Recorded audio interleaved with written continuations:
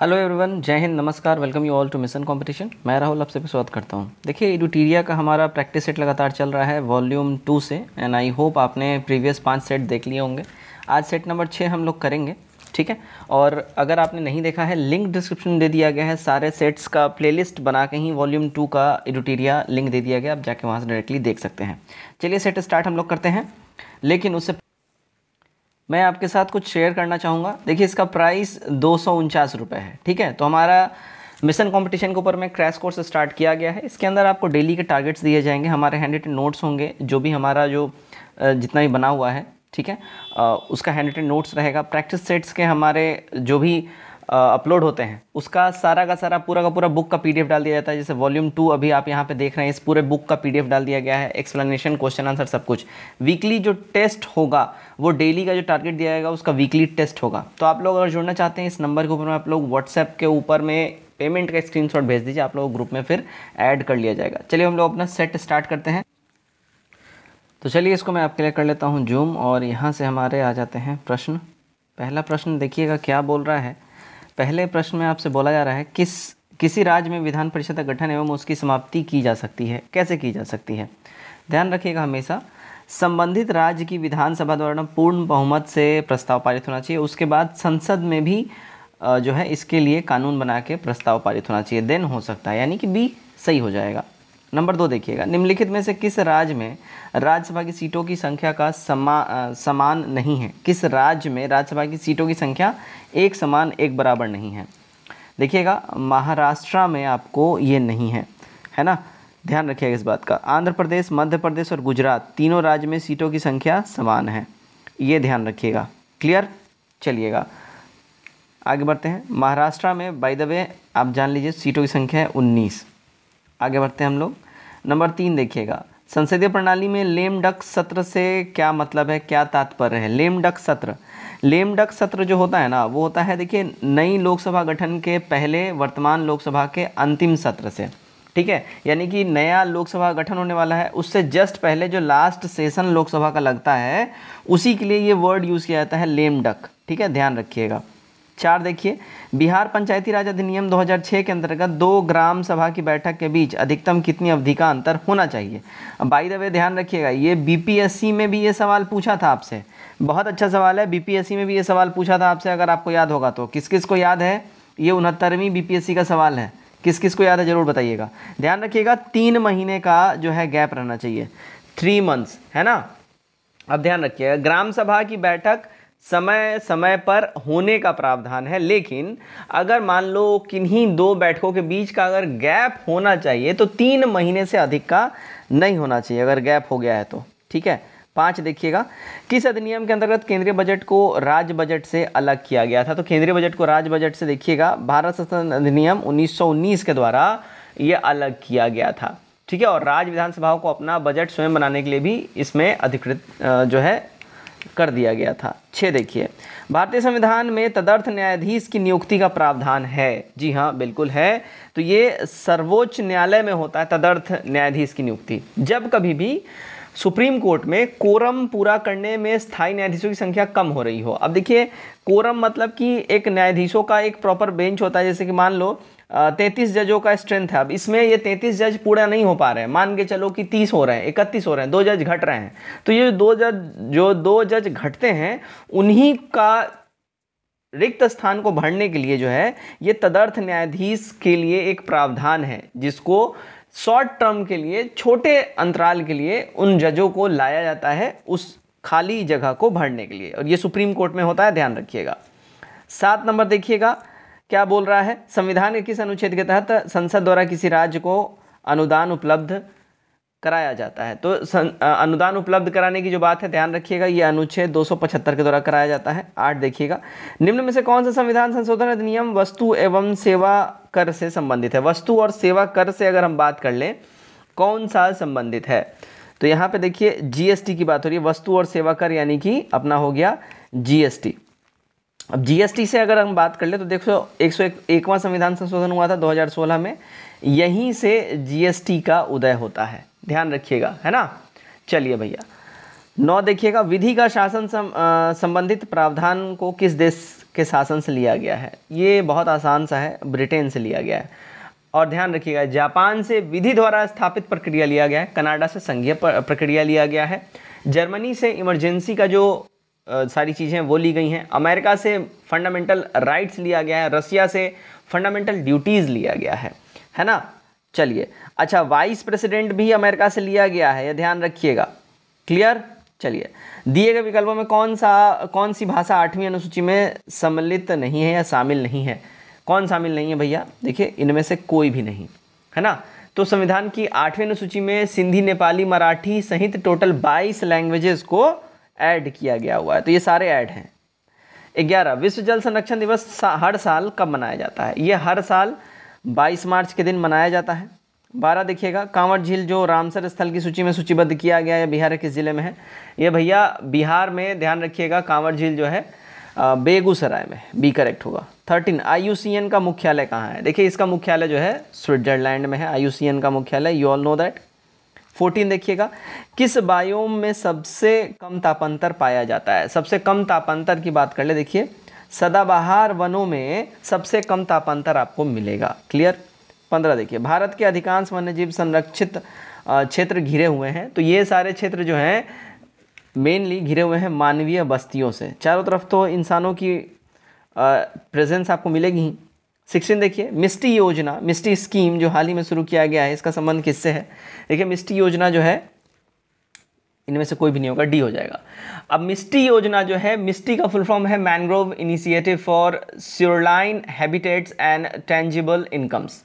ठीक है, तो इसका संबंध जो है मैनग्रोव वनों से है। ठीक है, ये पर्यावरण, वन और जलवायु परिवर्तन मंत्रालय द्वारा स्टार्ट किया गया है। 17 देखिए, हाल ही में आयोजित संयुक्त सेनाभ्यास अजय वॉरियर किन देशों से संबंधित है? अब अजय वॉरियर की अगर हम बात कर ले भैया, ये संबंधित है, देखिए, भारत और ब्रिटेन से। अच्छा, अभी ऑपरेशन अजय भी चलाया गया है, एकदम लेटेस्ट करेंट अफेयर है। तो ऑपरेशन अजय के द्वारा जो है, जो इज़राइल में फंसे हैं हमारे भारतीय नागरिक, और आस पड़ोस में भी जो लोग कुछ फंसे हुए हैं, जैसे नेपाल के सिटीजन्स हैं, म्यांमार के हैं, इन लोगों को भी लाया जा रहा है अजय ऑपरेशन के तहत, ऑपरेशन अजय के तहत। 18 नंबर, किस राज्य ने भारत की पहली हरित ऊर्जा आधारित सौर पैनल बनाने की घोषणा करी है? यह अनाउंसमेंट किया है, देखिए, उत्तराखंड गवर्नमेंट ने। ठीक है, चलिए भैया आगे बढ़ते हैं हम लोग सवाल नंबर 19 की ओर। सवाल नंबर 19 आपसे क्या बोल रहा है, एक बार देख लीजिएगा। सूची 1 को सूची 2 से आपको मिलान करना है। अब काला घोड़ा कला महोत्सव जो है ये बम्बई में मनाया जाता है, ठीक बात है। ये गंगा सागर मेला ये वेस्ट बंगाल से संबंधित है। सरहुल महोत्सव ये झारखंड से संबंधित है, और विज्ञान महोत्सव भोपाल से संबंधित है। सही कूट यहाँ बाय डिफ़ॉल्ट सी वाला हो जाता है। 20 देखिएगा, संयुक्त राष्ट्र तथा विश्व स्वास्थ्य संगठन द्वारा किस तिथि को महामारी की तैयारी का अंतर्राष्ट्रीय दिवस मनाने की घोषणा की गई है? तो ये अनाउंसमेंट जो है देखिएगा 27 दिसंबर को जो है ये घोषणा करी गई है। 21 देखिए, अक्टूबर 2022 आए सितरंग चक्रवात का नामकरण किस देश द्वारा किया गया है? तो इसका नामकरण की बात कर ले, सितरंग चक्रवात, इसका नामकरण थाईलैंड ने करा है। ठीक है, लैंड ऑफ एलिफेंट्स इसको बोलते हैं, land of white elephants, Thailand. 17वीं भारत वन स्थिति रिपोर्ट 2021 के अनुसार सर्वाधिक वन आवरण प्रतिशत वाला राज्य कौन सा है? तो ये राज्य है अपना मिजोरम। ध्यान रखिएगा इस बात का, है ना। मिजोरम में 84.53% वनावरण है, सबसे ज़्यादा है भारत में, ये ध्यान रखिएगा। फिर अरुणाचल प्रदेश और फिर मेघालय का नंबर आता है। 23 देखिए, पार्श्व गायिका लता मंगेशकर को भारत रत्न कब इससे सम्मानित किया गया था, भारत रत्न से? तो इनको देखिएगा साल 2001 में ही भारत रत्न प्राप्त हुआ था। 24 देखिएगा क्या बोल रहा है। 24 में वैश्विक आतंकवादी सूचकांक 2023 में भारत का स्थान कितना है? तो भारत का जो स्थान है वो देखिएगा 13वां है, ध्यान रखिएगा। तो वैश्विक आतंकवादी सूचकांक भारत 13वें स्थान पर है। यह report institute for economics and peace द्वारा रिलीज़ किया जाता है। इस सूचकांक में अफगानिस्तान फर्स्ट पोजीशन पे है। 32वें बिहारी पुरस्कार 2022 से किसे सम्मानित किया गया है? भैया इसको डॉक्टर माधव हाडा को जो है सम्मानित किया गया है। 26 देखिएगा, निम्नलिखित में से किसे चिकित्सा के क्षेत्र में नोबेल पुरस्कार 2022 सम्मानित किया गया? चिकित्सा के क्षेत्र में, तो चिकित्सा के क्षेत्र में किया गया देखिए स्वांते पाबो को। क्लियर, ये हमारा ठीक हो जाएगा। 27 देखिएगा, G7 शिखर सम्मेलन 2024 का आयोजन कहाँ किया जाएगा? इसका आयोजन जो है देखिएगा इटली के अंदर होने वाला है, डी करेक्ट होगा। 28 देखिए, मार्च 2023 में अंतर्राष्ट्रीय योग महोत्सव का आयोजन कहाँ किया गया है? तो इसका आयोजन की बात कर ले, क्या है, योग महोत्सव का आयोजन 2023 में, ठीक है। इसका आयोजन हुआ है देखिए ऋषिकेश में, उत्तराखंड, ध्यान रखिएगा इस बात का। आगे बढ़ते हैं हम लोग, नंबर 29 देखिएगा। अर्जेंटीना ने किस देश को हराकर 22वां फीफा विश्व कप 2022 जीता है? इन्होंने ये काम किया है देखिए फ्रांस को हराकर, डी करेक्ट होगा। 30, प्रौद्योगिकी हस्तांतरण योजना का संबंध किस राज्य से है? इसका संबंध है देखिएगा केरला से, राइट, ए हमारा यहाँ बिल्कुल ही ठीक होता है। 31 देखिएगा, कन्या शिक्षा परिवेश उत्सव अभियान निम्नलिखित में से किसके द्वारा जारी किया गया है? तो ये जारी किया गया है, अगर हम बात कर लें, महिला और बाल विकास मंत्रालय द्वारा, शिक्षा मंत्रालय द्वारा, यूनिसेफ के द्वारा, यानी ऑल ऑफ दीज हो जाएगा, डी हमारा यहाँ पे बिल्कुल ही ठीक हो जाता है। 32 नंबर देखिएगा, प्रसिद्ध पुस्तक विनिंग द इनर बैटल के लेखक कौन है? तो विनिंग द इनर बैटल के लेखक की बात कर लें, देखिए शेन वॉटसन इसके लेखक हैं, तो हमारा सी करेक्ट होगा। 33 देखिएगा, राष्ट्रीय सतत तटीय प्रबंध केंद्र की पहली बैठक कहाँ आयोजित की गई? इसकी पहली बैठक की बात कर ले, देखिए न्यू दिल्ली में जो है इसकी पहली बैठक आयोजित करी गई थी। आगे बढ़ते हैं 34, देखिए गणतंत्र दिवस परेड 2023 में कुल कितनी झांकियाँ प्रस्तुत की गई? ठीक है, तो टोटल झांकियों की संख्या की अगर हम बात कर लें, देखिए 23 झांकियाँ इसमें जो है प्रस्तुत करी गई थी, सी करेक्ट होगा। 35, निम्नलिखित में से किस मंत्रालय द्वारा काशी तमिल समागम का आयोजन किया गया? तो इसका जो आयोजन है देखिएगा शिक्षा मंत्रालय के द्वारा किया गया है, तो ए हमारा यहाँ ठीक हो जाएगा, ठीक है। 36 देखिएगा क्या बोल रहा है, 36 में फूल ब्रूड रोग से मधुमक्खियों की होने वाली मौतों को रोकने के लिए दुनिया की पहली वैक्सीन के इस्तेमाल की मंजूरी किस देश द्वारा प्रदान की गई है? तो इसको जो है, इस वैक्सीन की मंजूरी अमेरिका ने दिया है, सी करेक्ट होगा। 37, मई 2023 में किसे विश्व बैंक के अध्यक्ष के रूप में नियुक्त किया गया है? तो देखिए अजय बंगा जी को विश्व बैंक के अध्यक्ष के रूप में नियुक्त किया गया है। 38 देखते हैं, अक्टूबर 2022 में राष्ट्रपति ने राज्यसभा के लिए 4 सदस्यों को मनोनीत किया, निम्नलिखित में से कौन इसमें शामिल नहीं है? ठीक है, इनमें शामिल कौन नहीं है?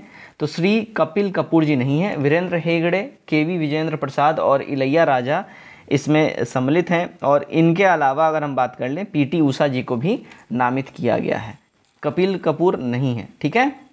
चलिए अगला देखिएगा 39 नंबर, निम्नलिखित में से किस योजना की शुरुआत की घोषणा केंद्रीय बजट 2023-24 में की गई है? तो ये जो है ई न्यायालय परियोजना चरण 3 की घोषणा करी गई है, प्रधानमंत्री कौशल विकास योजना 4.0 की घोषणा किया गया, अमृत धरोहर स्कीम का किया गया, यानी ऑल ऑफ दीज हो जाएगा, डी करेक्ट होगा। 40, आर्थिक समीक्षा 2022-23 के अनुसार 23 से 27 तक कितने पीएम श्री स्कूलों का निर्माण किया जाएगा? तो इसमें जो निर्माणों की अगर हम बात कर ले, देखिए 14,500 स्कूलों का पीएम श्री योजना के तहत निर्माण किया जाएगा। 14 नंबर देखिएगा, निम्नलिखित में से सही विकल्प का आपको चयन करना है, ठीक है।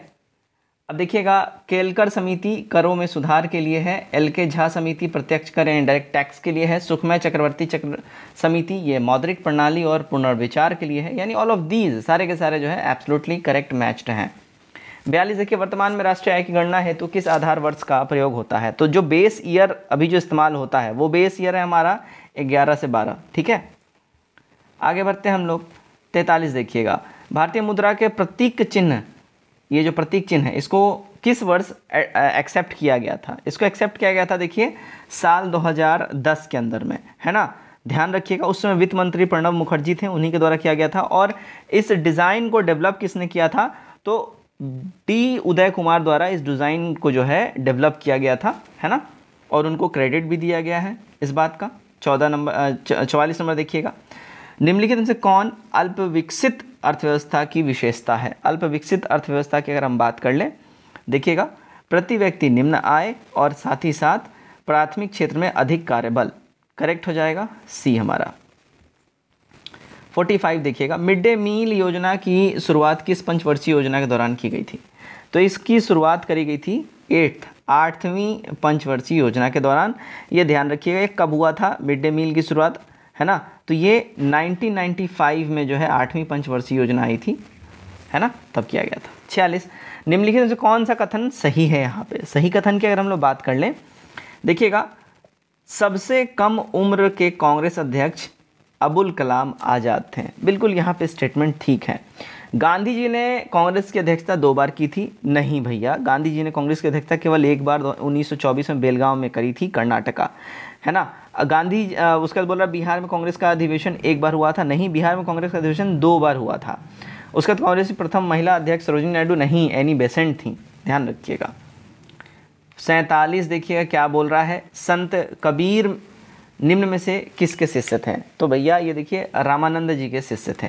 48 भाषाई अखबारों पर प्रतिबंध लगाने के उद्देश्य से ब्रिटिश सरकार द्वारा वर्नाकुलर प्रेस एक्ट को कब लागू किया गया था? तो ये लागू किया गया था साल 1978 में। कब? 1978 में, ध्यान रखिएगा इस बात का।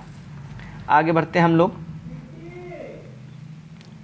अगला सवाल है 49 नंबर, देखिएगा, निम्नलिखित में से कौन भारत का प्रथम मजदूर संगठन था? प्रथम मजदूर संगठन भारत का है बॉम्बे मिल हेड एसोसिएशन, ठीक है। ये 1890 के दशक में जो है ये इसकी स्थापना हुई थी। 50 देखिए, किस घटना के बाद महात्मा गांधी ने असहयोग आंदोलन को अपनी हिमालय जैसी भूल बताई थी? तो ये चौरा चौरी कांड हुआ था जिसमें 22 पुलिस वालों को मार दिया गया था, ठीक है। उसके बाद इन्होंने ये बात बोली थी। आगे बढ़ते हैं हम लोग। 51 देखिएगा, अलाउद्दीन खिलजी के रणथंभौर अभियान के दौरान बिहार के किस शासक ने भाग लिया था? तो बिहार का जो शासक था वो था देखिए शक्र सिंह, ये करेक्ट होगा। 52 अरुंडेल समिति का संबंध किससे है? अरुंडेल समिति की अगर हम बात कर ले, देखिए इस समिति का संबंध जो है अगर हम बात कर लें तो ये विभाजित बंगाल को पुनः संयुक्त करने से अरुंडेल समिति का संबंध है। क्लियर? 52 का बी हमारा यहाँ ठीक हो जाएगा। 53 देखिएगा, किसे अखबार द्वारा जगत गुरु की उपाधि प्रदान की गई है? ठीक है, किसे अखबार द्वारा जगत गुरु की उपाधि प्रदान करी गई है? तो ये हरिविजय सूरी जो हैं इनको अखबारों द्वारा जगत गुरु की उपाधि प्रदान करी गई है। 54 देखिएगा, अशोक के किस शिलालेख में पशु बलि की निंदा की गई है? अब पशु बलि की बात कर लें तो ये प्रथम शिलालेख था जिसमें पशु बलि की निंदा करी गई है, अशोक का शिलालेख, ठीक है। तो 54 का ए हमारा करेक्ट हो जाएगा। 5वें अभिलेख में धम्म महामात्रों की नियुक्ति की बात करी गई है, जानकारी दी गई है। क्लियर? 55 देखिएगा, किस जेल में जवाहरलाल नेहरू ने डिस्कवरी ऑफ इंडिया पुस्तक की रचना करी थी? डिस्कवरी ऑफ इंडिया पुस्तक की रचना इन्होंने देखिए अहमदनगर जेल के अंदर में करी थी, है ना। बी हमारा करेक्ट हो जाएगा, है ना, ध्यान रखिएगा इस बात का। चलिए 56 मोडी लिपि, ओके, ये लिपि है एक, मोडी लिपि का प्रयोग पहली बार किसके लेखों में किया गया था? तो ये मराठों के लेखों में मोडी लिपि का इस्तेमाल पहली बार हुआ था, ध्यान रखिएगा। मराठा साम्राज्य के संस्थापक शिवाजी को माना जाता है और उन्होंने जो इसकी स्थापना है 1665 में, है ना, इसकी स्थापना माना जाता है उन्होंने करा था। 57 देखिएगा, मौर्य काल में प्रणय किस प्रकार का कर था? प्रणय जो है मौर्य काल में किस प्रकार का कर था? अगर इसका हम करेक्ट आंसर की बात कर लें तो ये जो है देखिए आपातकालीन कर यानी इमरजेंसी टैक्स हुआ करता था। नेक्स्ट क्वेश्चन देखते हैं, सवाल नंबर 58, ऋग्वेद की कौन सी एकमात्र शाखा है जो वर्तमान में भी उपलब्ध है? करेंटली एकमात्र शाखा जो अभी इस करेंट सिचुएशन में भी अवेलेबल है वो है देखिए शाकल शाखा, ठीक है। तो ऋग्वेद की कुल 5 शाखाएं हैं, शाकल, बाष्कल, अश्लायन, संखायन, मांडुकायन, ठीक है। और करेंटली जो है शाकल शाखा ये अवेलेबल आपको मिलेगा, ध्यान रखिएगा इस बात का। 59 देखिए, वैशेषिक दर्शन के प्रतिवर्तक कौन थे? वैशेषिक दर्शन, तो कणाद जो हैं ये वैशेषिक दर्शन के प्रतिवर्तक थे, ध्यान रखिएगा। यह दर्शन न्याय दर्शन से बहुत अधिक मिलता जुलता है, लेकिन एक्चुअल में यह स्वतंत्र भौतिक ज्ञानवादी दर्शन इसको बोला जाता है, ठीक है। 60 देखिए, बिहार में किस वर्ष चंपारण कृषि कानून को पारित किया गया था? तो इसको देखिएगा 1918 में इस कानून को पारित किया गया था, ठीक है, ध्यान रखिएगा इस बात का। आगे बढ़ते हैं हम लोग नंबर 61 की ओर। देखिएगा, वैसे पौधे जो पोषण के लिए सड़ी गली चीज़ों पर आश्रित रहते हैं, क्या कहते हैं उनको हम लोग? देखिएगा, उसको मृतजीवी पौधे कहा जाता है। 62 देखिए, केंद्रिका में क्या पाया जाता है? तो केंद्रिका के अंदर में अगर हम बात कर लें, प्रोटीन मिलता है, साथ ही साथ आरएनए मिलता है और डीएनए मिलता है। तो 62 का जो है हमारा डी यहाँ पे बिल्कुल सटीक बैठता है, ठीक है। आगे बढ़ते हैं, चलिए 63 देखिएगा, निम्नलिखित में से कौन प्रोटोजोआ जनित रोग नहीं है? इनमें से प्रोटोजोआ जनित रोग की बात करनी है तो देखिएगा, प्रोटोजोआ जनित रोग जो है इसमें गलसुआ यानी मम्स, जिसमें साइड का जो गाल वगैरह होता है वो टुड्डी के नीचे का हिस्सा फूल जाता है, तो ये जो है प्रोटोजोआ जनित रोग नहीं है, ठीक है, ये वायरस के वजह से होता है, ध्यान रखिएगा, मम्प्स वायरस होता है उसके द्वारा होता है। मलेरिया, कालाजार, पेचिस, पायरिया, प्रोटोजोआ, ये जो है प्रोटोजोआ जनित रोगों के कुछ एग्जाम्पल्स हैं। 64, ऑक्सी श्वसन के संबंध में निम्नलिखित में से कौन सा कथन सही है, असत्य है, माफ करिएगा, गलत है। तो यहाँ पे देखिए, इस श्वसन में अवाष्पीय श्वसन की तुलना में कम मात्रा में ऊर्जा उत्पन्न होता है, तो हमारा ये असत्य है, ठीक है, अधिक मात्रा में ऊर्जा उत्पन्न होता है, तो बी हमारा यहाँ ठीक हो जाएगा। 65 देखिएगा, मानव शरीर में सबसे बड़ी अंतःस्रावी ग्रंथि निम्नलिखित में से कौन सी है। सबसे बड़ी अंतःस्रावी ग्रंथि की बात कर लें, देखिएगा थायराइड ग्लैंड जो है सबसे बड़ा हमारा अंतःस्रावी ग्लैंड या ग्रंथि होती है, बी हमारा एब्सोल्युटली करेक्ट हो जाएगा, ठीक है। चलिए, अच्छा, मानव शरीर की सबसे बड़ी ग्रंथि की अगर हम बात करें तो वो हमारा हो जाएगा यकृत यानी लिवर, और मानव शरीर की सबसे बड़ी अंतःस्रावी ग्रंथि थायराइड ग्रंथि होगी, और मिश्रित ग्रंथि अंतःस्रावी ग्रंथि और बहिस्रावी ग्रंथि अग्नाशय को बोला जाता है। क्लियर। 66 देखिए, प्रकाश संश्लेषण रासायनिक अभिक्रिया होती है, प्रकाश संश्लेषण में जो रासायनिक अभिक्रिया होती है ये जो देखिए ग्रेना में होती है, ए करेक्ट होगा। 67 देखिएगा, वह लक्षण जिन पर 5 जगत वर्गीकरण आधारित था, वो कौन सा लक्षण है भाई, तो देखिए कोशिका भित्ति, केंद्रक, झिल्ली एवं पोषण की विधि, बी करेक्ट होगा। 68 देखिएगा, पौधे की आयु की गणना किस उत्तक के वार्षिक वलय की संख्या को गिनकर किया जाता है, तो ये किया जाता है देखिए जाइलम उत्तक की वार्षिक वलयों की गणना कर कर।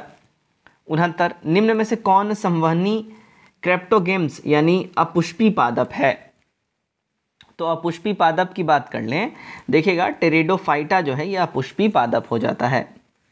70, पेयजल में फ्लोराइड की मात्रा अधिक होने के कारण किससे संबंधित रोग होता है, तो ये देखिए हड्डियों से संबंधित रोग होता है। अगर हमारे ड्रिंकिंग वाटर में फ्लोराइड की मात्रा ज़्यादा हो जाती है तो हड्डियों से संबंधित रोग होता है, इसको फ्लोरोसिस नामक रोग के नाम से हम लोग जानते हैं, ठीक है, जिसमें हड्डी और दांत जो है मेनली इफेक्ट होते हैं और काफ़ी इनका क्षय होता है, काफ़ी डैमेज होता है। 71 देखिए, प्लूटोनियम न्यूक्लाइड यानी 94Pu242 के नाभिक में न्यूट्रॉनों की संख्या कितनी होती है, 148 हो जाएगी। 72, स्थिर ताप पर गैस के निश्चित द्रव्यमान का आयतन कम करने पर दाब जो है, ध्यान रखिएगा, ये दाब हमेशा क्या होगा, बढ़ेगा। 73 देखिएगा, गैमेक्सीन, डीडीटी और ब्लीचिंग पाउडर में महत्वपूर्ण यौगिक कौन सा है, इसमें महत्वपूर्ण यौगिक की बात कर लें, देखिए एक क्लोरीन के महत्वपूर्ण यौगिक हैं। 74, रासायनिक परिवर्तन के लिए असत्य कथन का पहचान करना है, ठीक है, तो यह उत्क्रमणीय परिवर्तन है, हमारा ए यहाँ पे ठीक हो जाएगा। 75 देखिएगा, कैलेमाइन एक खनिज है जिसका रासायनिक सूत्र है, तो इसका रासायनिक सूत्र जो है देखिए ZnCO3 जो है इसका रासायनिक सूत्र होता है कैलेमाइन का। 76, यदि किसी वस्तु का वेग दोगुना कर दिया जाए तो उसकी गतिज ऊर्जा हो जाएगी, ध्यान रखिए उसकी जो गतिज ऊर्जा होगी वो 4 गुना हो जाएगी, ठीक है, डी हमारा यहाँ ठीक हो जाएगा।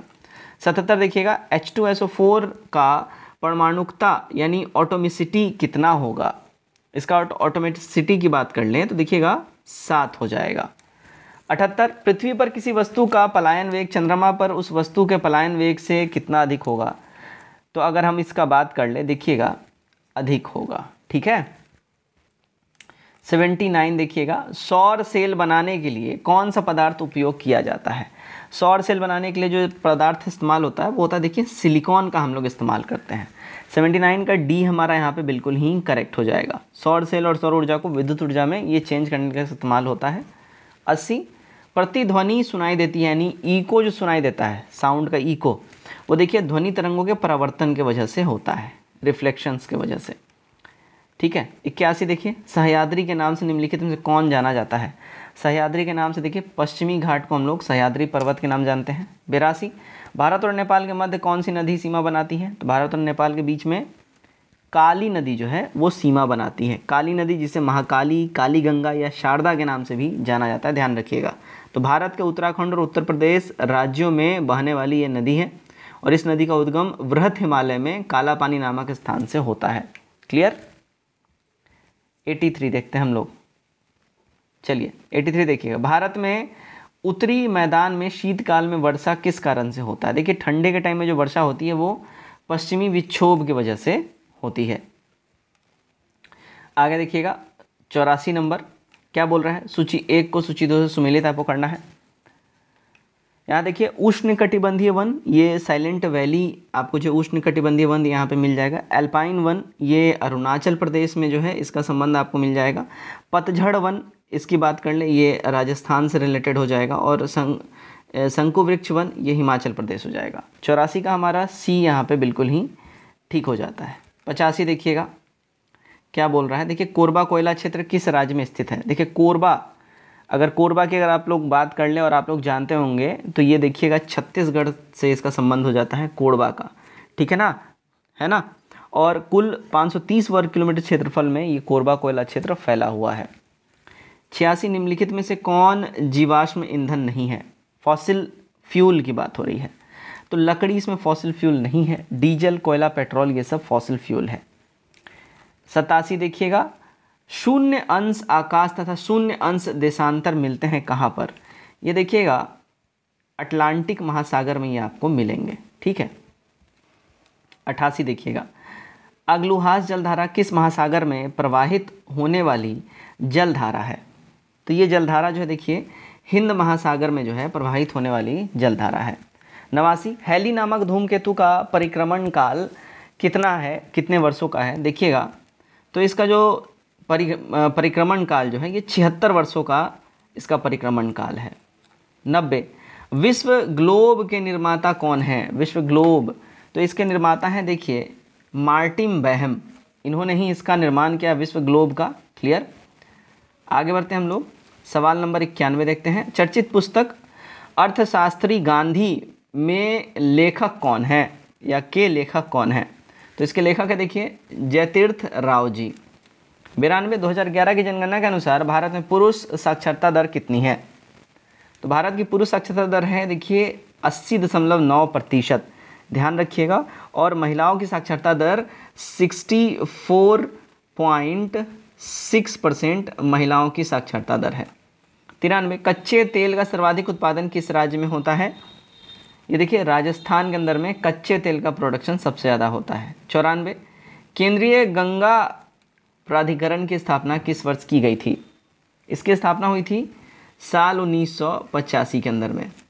95 निम्नलिखित में कौन खाद्य श्रृंखला का सही क्रम है। खाद्य श्रृंखला का सही क्रम की बात कर लें तो देखिए घास, कीट, मेंढक, सर्प और गरुड़ ये सही क्रम बनता है। 96 5 के प्रथम 8 गुणजों का योगफल क्या होगा। इसके योगफल की बात कर ले देखिएगा 180 हो जाएगा। 97 देखिए यदि 7 नारंगियों का क्रय मूल्य 6 नारंगियों के विक्रय मूल्य के बराबर है तो लाभ प्रतिशत कितना हो जाएगा। इसमें लाभ प्रतिशत की बात कर लें देखिए 16.2/3% हो जाएगा। 98 दी गई श्रृंखला में अगली संख्या ज्ञात करना है आपको। इसमें अगली संख्या की बात कर लें देखिएगा 62 जो इसमें नेक्स्ट नंबर हो जाएगा। 99 एक समबाहु त्रिभुज की प्रत्येक भुजा की लंबाई 14√3 सेंटीमीटर है तो उसके अंतःवृत्त का क्षेत्रफल कितना होगा। ये देखिए 154 सेंटीमीटर स्क्वायर हो जाएगा। आज का हमारा आखिरी सवाल सेट नंबर 6 से 15,000 रुपये पर 2 वर्ष के चक्रवृद्धि ब्याज और साधारण ब्याज का अंतर 96 रुपये है तो ब्याज का वार्षिक दर ज्ञात करना है। इसका वार्षिक दर देखिएगा 8% हो जाएगा। सो दोस्तों यहाँ पे हमारा सेट नंबर 6 वॉल्यूम 2 एडुटेरिया से ख़त्म होता है। उम्मीद करता हूँ आपने यहाँ पे मैक्सिमम स्कोर किया होगा।